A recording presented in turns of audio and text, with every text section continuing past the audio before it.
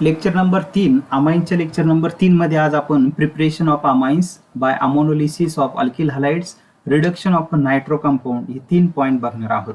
तर पहिलं preparation of amines तयार करण्याची जी पद्धत आहे ती आता त्या रिॲक्शन आपण या ठिकाणी बघणार आहोत. तर मग सुरुवातीला प्रिपरेशन ऑफ अमाइन्स मध्ये अमोनोलिसिस. आता अमोनोलिसिस म्हणजे काय, अमोनोलिसिस ऑफ अल्किल हॅलाइड याची थोडक्यात आपण माहिती बघूयात की ज्या रिॲक्शनमध्ये अमोनियाची ॲडिशन केली जाते त्या रिॲक्शनला म्हटलं जातं अमोनोलिसिस. आता इथं अल्किल हॅलाइडमध्ये अमोनियाची ॲडिशन केलेली आहे आणि त्यामुळे या रिॲक्शनला म्हटलं जातं ammonolysis of alkyl halide. Addition of ammonia in alkyl halide, this reaction is called as ammonolysis of alkyl halide.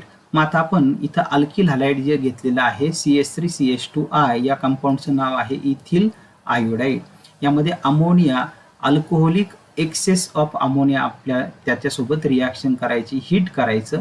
Heat केल्यानंतर रिॲक्शन कशी होणार आहे ते रिॲक्शन आपण या ठिकाणी समजून घेऊयात. बॉन्ड कुठं कुठं ब्रेक होणार आहे. हा अमोनिया जो आहे हा अमोनियामध्ये नायट्रोजनला 3 हायड्रोजन ॲटम अटॅच आहे. तर यातला एक हायड्रोजन ॲटम आणि नायट्रोजन मधला बॉन्ड ब्रेक होईल. हायड्रोजन आणि नायट्रोजन मध्ये हायड्रोजन वरती पॉझिटिव्ह चार्ज येईल, नायट्रोजन वरती निगेटिव्ह चार्ज येणार आहे. असे इलेक्ट्रोफाईल न्यूक्लिओफाईल जनरेट झाले. आता इथिल आयोडाईड मध्ये एक्स आणि आर मधला बॉन्ड ब्रेक होईल. एक्स इथं आहे आय, या आय वरती निगेटिव्ह चार्ज जनरेट होणार आहे आणि आर ग्रुप आलेला इथिल म्हणजे या कार्बन वरती कोणतं चार्ज जनरेट होणार आहे, पॉझिटिव्ह चार्ज. आता यामध्ये हा जो न्यूक्लिओफाईल तयार झालेला आहे NH2, हा NH2 या CH2 ग्रुप वरती अटॅक करेल आणि पहिला कंपाऊंड आपल्याला कोणतं तयार झालेला पाहायला मिळेल, CH3CH2 NH2. आणि हा जो H+ आहे हा या H+ वरती हा I- अटॅक करेल आणि त्याच्यापासून मायनर प्रोडक्ट तयार होणार आहे HI. त्यानंतर पुन्हा आणखी एक रिॲक्शन पुढे दिलेली आहे सेम. इथे परत काय होणार आहे, कार्बन आणि ब्रोमिन मधला बॉन्ड ब्रेक होईल. Br वरती निगेटिव्ह चार्ज येईल, कार्बन वरती पॉझिटिव्ह चार्ज येईल. अमोनिया मधील जो हा अमोनियाचं इथंच आयोनायझेशन आपण बघितलेलं आहे. तर Br- जो आहे तो Br- या H+ वरती अटॅक करेल आणि H+ Br- पासून तयार होणार HBr. NH2- या NH2- जो आहे हा NH2- या CH3 वरती अटॅक करेल. CH3NH2 पासून हा कंपाऊंड तयार होईल, त्याचं नाव आहे मिथिल अमाइन. त्यानंतर पुढची जी रिॲक्शन आहे ती पुढची रिॲक्शन आपण बघणार आहोत. त्यामध्ये मिथिल अमाइन. आता हे जे मिथिल अमाइन आताच आपण तयार केलेलं होतं त्या मिथिल अमाइन मध्ये पुन्हा मिथिल ब्रोमाइडची रिॲक्शन होईल. मिथिल ब्रोमाइडची रिॲक्शन झाल्यानंतर हा जो NH2 होता या NH2 मधील आणि इकडे हा CH3 ग्रुप याला अटॅच झालेला आहे. CH3 ग्रुप इथं आहे methyl bromide CH3Br methyl bromide. Bond कसा ब्रेक होणार आहे तर नायट्रोजन हायड्रोजन मधला बॉन्ड ब्रेक होईल. हायड्रोजन वरती पॉझिटिव्ह चार्ज जनरेट होईल आणि नायट्रोजन वरती निगेटिव्ह चार्ज जनरेट होईल. मिथिल ब्रोमाइड मधला बॉन्ड ब्रेक होईल. Br वरती निगेटिव्ह चार्ज, मिथिल वरती पॉझिटिव्ह चार्ज आपल्याला पाहायला मिळेल. आता H+ आणि Br- हा जो Br आहे हा Br या H+ वरती अटॅक करेल, मायनर प्रोडक्ट त्याच्यापासून तयार होईल HBr. हा CH3N- या N- जो आहे N- हा N- या CH3 वरती अटॅक करेल म्हणजे CH3 या नायट्रोजनला अटॅच होईल.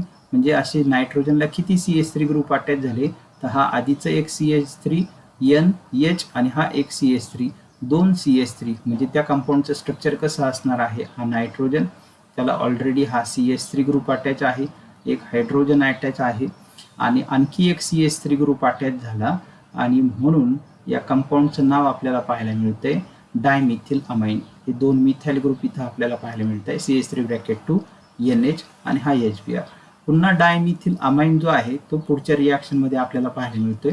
डायमिथिल अमाइन आणि मिथिल ब्रोमाइडची रिॲक्शन होईल. ती रिॲक्शन मी तुम्हाला इथेच करून दाखवतो. हे मिथिल ब्रोमाइड या ठिकाणी आपण घेतलं. परत बॉन्ड कुठं ब्रेक होणार आहे, हा NH वरती पॉझिटिव्ह चार्ज येईल, नायट्रोजन वरती निगेटिव्ह चार्ज. बॉन्ड ब्रेक झाल्यानंतर मिथिल ब्रोमाइड मध्ये ionization, methyl acquire positive charge after bond breaking, Br acquire negative charge, इलेक्ट्रोफाईल nucleophile अशी जनरेट होतील. यातला मायनर प्रोडक्ट H+ वरती हा Br- अटॅक करेल आणि त्याच्यापासून हा HBr पहिला प्रोडक्ट तयार होईल आणि N- जो आहे तो N- या CH3 वरती अटॅक करून हा CH3 या नायट्रोजनला जोडल्यामुळे ऑलरेडी दोन CH3 ग्रुप नायट्रोजनला कनेक्टेड आहे, आणखी एक CH3 जोडल्यानंतर जे स्ट्रक्चर आहे ते स्ट्रक्चर इथं दिलेलं आहे. ते तुम्हाला जर समजत नसेल तर इथं मी ते स्ट्रक्चर ड्रॉ करून दाखवतो.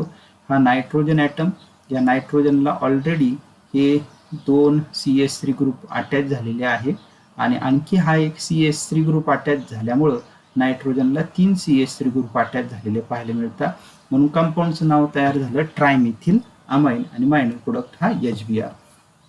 पुढचं परत तो जो कंपाऊंड तयार झालेला आहे ट्रायमिथिल अमाइन, की ज्यामध्ये हे 3 मिथाइल ग्रुप नायट्रोजनला कनेक्ट झालेले आहे. This 3 methyl group connected to the nitrogen, plus त्याची रिॲक्शन करायची मिथिल ब्रोमाइड सोबत आपण त्याची रिॲक्शन करूयात. हिटिंग कंडिशन दिलेली आहे. हिटिंग केल्यानंतर बॉन्ड कुठं आता ब्रेक होणार आहे का? हायड्रोजन सर्व संपलेले आहे, हायड्रोजन खर्च झालेले आहे. आता ॲडिशन रिॲक्शन होईल इथे. ॲडिशन रिॲक्शन झाल्यानंतर हा जो कार्बन ब्रोमिन बॉन्ड ब्रेक होईल, Br वरती निगेटिव्ह चार्ज येईल, CH3 वरती पॉझिटिव्ह चार्ज येणार आहे. हा CH3 जो आहे तो पुन्हा या नायट्रोजनमध्ये ॲडिशन होईल आणि ऑलरेडी 3 CH3 ग्रुप आहे. हा आणखी एक CH3 ग्रुप ॲड झाल्यामुळं CH3 ची संख्या होणार आहे 4. नायट्रोजन जो आहे तो नायट्रोजन वरती जी लोन पेअर इलेक्ट्रॉन होती ती त्यांनी शेअर केली Br सोबत आणि त्यामुळं या नायट्रोजन वरती तयार झालेला आहे नायट्रोजन ॲक्वायर पॉझिटिव्ह चार्ज आला आणि Br वरती निगेटिव्ह चार्ज. म्हणजे थोडक्यात हा CH3 ग्रुप या नायट्रोजनकडं अटॅच झाला आणि नायट्रोजनला अटॅच झाल्यानंतर हा जो Br आहे या सर्वांचं कॉम्बिनेशन केलं, ॲडिशन झालं आणि मग कंपाऊंड तयार झाला CH3 bracket 4N plus Br-. या कंपाऊंडला म्हटलं जातं टेट्रामिथाइल अमोनियम ब्रोमाइड किंवा याचं दुसरं नाव आहे क्वाटर्नरी अमोनियम साल्ट. आता यामध्ये जी ऑर्डर ऑफ रिॲक्टिव्हिटी आहे अल्किल हलाइडची अमोनिया सोबत, तर त्यामध्ये अल्किल आयोडाइड सर्वात जास्त रिॲक्ट होतो, त्यानंतर अल्किल ब्रोमाइड आणि सर्वात कमी रिॲक्टिव्हिटी आहे अल्किल क्लोराइडची. पुढची रिॲक्शन आपण बघणार आहोत नायट्रो अल्केनचं रिडक्शन करायचे टीन आणि कॉन्सन्ट्रेटेड HCl सोबत. तर यामध्ये 6 नेसंट हायड्रोजन ॲड होणार आहे या रिॲक्शनमध्ये. तर 6 पैकी 6 मधले जे 2 हायड्रोजन ॲटम आहे आणि राहिलेले जे 4 हायड्रोजन ॲटम आहे 4 हायड्रोजन ॲटम ते कसे डिस्ट्रीब्यूट होतात तेवढेच तुम्हाला लक्षात ठेवायचे. तर हा जो Rn होता नायट्रो अल्केनमधला, या Rnला हे 2 हायड्रोजन ॲटम पहिले अटॅच झाले, त्याच्यापासून पहिला कंपाऊंड तयार झाला RnH2. राहिलेले 4 हायड्रोजन ॲटम आणि जे 2 हायड्रोजन ॲटम आहे 4 हायड्रोजन आणि 2 ऑक्सिजन याच्यापासून तयार होतो H2 म्हणजे प्रायमरी अमाइन. सेम रिॲक्शन पुढे दिलेली, फक्त R ग्रुप बदललाय, R ग्रुप झाला इथाइल आणि हा नायट्रो आहे. 2 कार्बन ॲटम असलेलं अल्केन होईल, इथेन नायट्रो ग्रुप आहे म्हणून नायट्रो इथेन. टीन आणि कॉन्सन्ट्रेटेड HCl हिट करायचं. 6 नेसंट हायड्रोजन आपल्याला या ठिकाणी पाहायला मिळतात. 6 पैकी 2 हायड्रोजन ॲटम नायट्रोजनला अटॅच होतील आणि मग कंपाऊंड तयार होईल CH3 CH2 NH2. राहिलेली 4 हायड्रोजन आणि 2 ऑक्सिजन त्याच्यापासून H2. बोर्ड एक्झाम सप्टेंबर 2021ला हा क्वेश्चन विचारला गेलेला होता. सेम रिॲक्शन आहे परत. टीन कॉन्सन्ट्रेटेड HCl हा रिएजंट आला, NaOH आला की तुम्ही 6 नेसंट हायड्रोजन ॲड करायचे. 6 नेसंट हायड्रोजन कसे ॲड करायचे तर 2 हायड्रोजन ॲटम आणि 4 हायड्रोजन हे कॉम्बिनेशन लक्षात ठेवा, रिएजंट तोंडपाठ करून ठेवा. 2 हायड्रोजन ॲटम नायट्रोजनला कनेक्ट होतील, त्याचा पहिला प्रोडक्ट तयार होणार आहे CH3 CH2 CH2 NH2. राहिलेले 4 हायड्रोजन ॲटम आणि हे नायट्रो मधले 2 ऑक्सिजन याच्यापासून H2. परत टीन कॉन्सन्ट्रेटेड HCl आणि NaOH हा रिएजंट आला की 6 हायड्रोजन ॲटम घ्यायचे. 6 पैकी 2 हायड्रोजन ॲटम आणि 4 हायड्रोजन ॲटम याचं डिस्ट्रीब्युशन फक्त तुम्हाला लक्षात ठेवायचे. 2 हायड्रोजन ॲटम नायट्रोजनला कनेक्ट होतील, त्याच्यापासून NH2 मध्ये त्याचं रूपांतर होईल. बेन्झेन रिंगला NH2 ग्रुप अटॅच झाला म्हणजे कंपाऊंडचं नाव झालं ॲनिलीन. राहिलेले जे 4 हायड्रोजन ॲटम आहे हे 2 ऑक्सिजन ॲटम आहे, यांच्यापासून कोणता प्रोडक्ट मिळतो H2. तर अशा पद्धतीने कन्वर्ट नायट्रोबेन्झिन इनटू ॲनिलीन, किंवा how will you prepare propane 1 amine from 1 नायट्रोप्रोपेन या टाईपचे क्वेश्चन तुम्हाला बोर्डाच्या एक्झामला विचारले जातील. पुढची रिॲक्शन आपण बघतोय अल्किल सायनाइड. सायनाइडला दुसरं नाव आहे nitrile on reduction by sodium and ethyl alcohol form corresponding primary amine. This reaction is called as a Mendius reduction reaction. Mendius reduction आपण या ठिकाणी आज आपण बघणार आहोत. तर मेंडियस रिडक्शन मध्ये काय होतं तर जे अल्किल सायनाइड आहे या अल्किल सायनाइडचं आपल्याला रिडक्शन करायचंय. कशाच्या सहाय्याने? Sodium and ethyl alcohol. Alcohol म्हटले पण ते इथिल अल्कोहोल आहे. किंवा आणखी एक रिएजंट लक्षात ठेवा लिथियम ॲल्युमिनियम हायड्राइड. या रिएजंटचं नाव आहे लिथियम ॲल्युमिनियम हायड्राइड. आणि यामध्ये अल्किल सायनाइडचं रूपांतर जे आहे ते अल्किल सायनाइडचं रूपांतर प्रायमरी अमाइन मध्ये होतं. कशी रिॲक्शन होणार आहे? तर रिॲक्शन एकदम साधी सोपी. लिथियम ॲल्युमिनियम हायड्राइड आला किंवा सोडियम इथिल अल्कोहोल आला का दोन हायड्रोजन असं कॉम्बिनेशन लक्षात ठेवा. हे 4 नेसंट हायड्रोजन ॲटम आपण घेतलेले त्यातले 2 हायड्रोजन ॲटम आणि 2 हायड्रोजन ॲटम कुठे कुठे कसे कसे अटॅच होणार आहे ती माहिती आपण बघूयात.